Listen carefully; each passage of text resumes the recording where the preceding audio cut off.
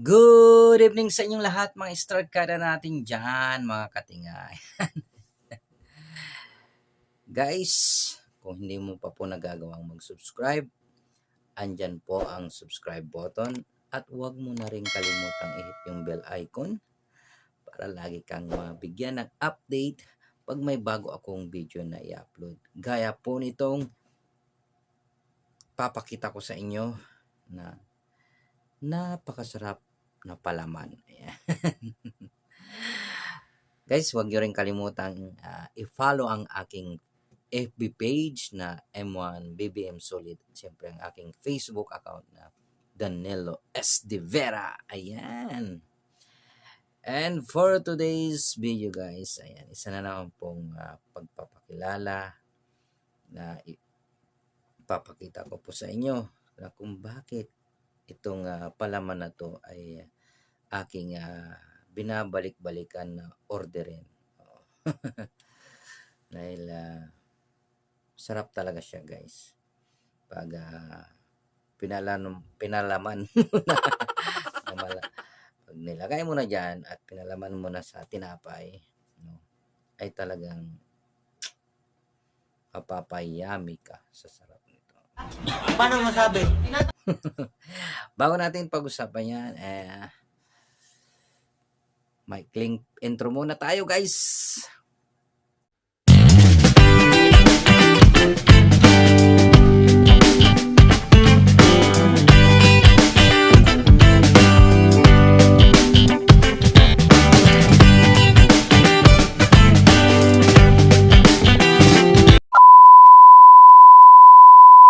Gaya po ng sinabi ko sa inyo guys, Starkada, yan. Itong papakilala ko sa inyo na masarap na palaman ay walang iba. So, umpisan ko na. Without further ado, ito na. Papakilala ko na po. Ayan. Ibubuksan ko na. Ito pa ulit-ulit ko na po itong ino-order. Kasi masarap talaga siya guys.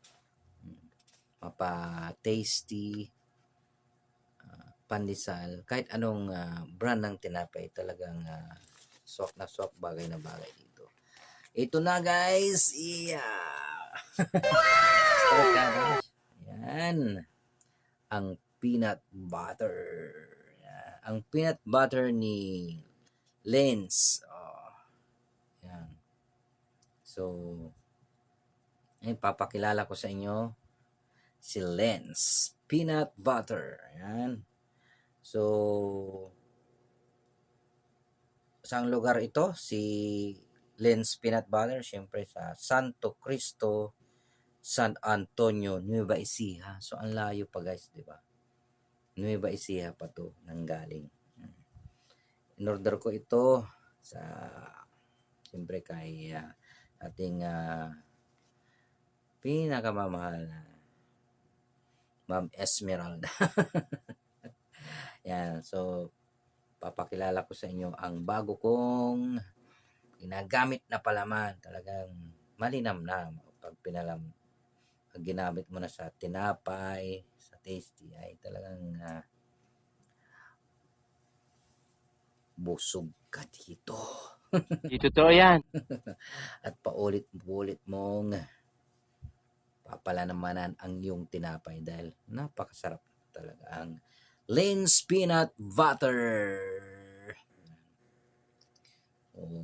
Ano yan, wala akong tinapay so hindi ko matitisting no, kagatin at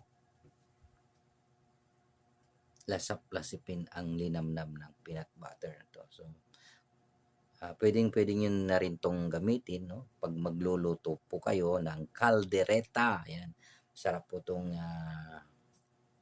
i-partner o ihalo sa caldereta, sa kari-kari. Ayan, sa mga mahilig sa kari-kari. Oh my God! Wow! Sarap to So, Lens peanut butter ang ating kasama palagi tuwing merienda. Yan, so ulitin ko, Santo Cristo, San Antonio, Nueva Ecija. Yan po ang kanilang address. Yan po po, pinapakilala po natin na ina-unboxing natin si Lin's Peanut Butter. Kaya lang, di natin matitikman. Kalimutan ko kasi bumili ng tinapay. Sayang. So, sana guys ay mag-order kayo po nito, no? Lin's Peanut Butter. Talaga hindi po kayo sisisi dito sa peanut butter. Sa halagang 160 pesos. 160 pesos. Pag utang 160 pesos. Pag cash 150. May discount kang 10 piso pag cash mo binayaran. Pero pag utang daw ay 160. Siyempre may tubo. So, ayun na nga.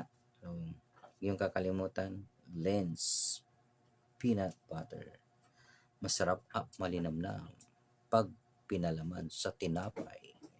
At haluan mo pa ng masarap na timpla ng kape ng Starbucks. Di totoo yan. Diyan na po nagtatapos ang ating pagpapakilala sa ating bagong palaman na si Lin's Peanut Butter. So, thank you so much guys. Starkada. Ayan. Susunod po nating video ulit. Ayan. Sana huwag po kayong magsawa kay Monster Danny TV na sumuporta. Ayan. Huwag mo kalimutang mag-subscribe. Ayan. Andyan po ang subscribe button. At huwag mo rin kalimutang i-hit yung bell icon para lagi kang mabigyan ng updated na video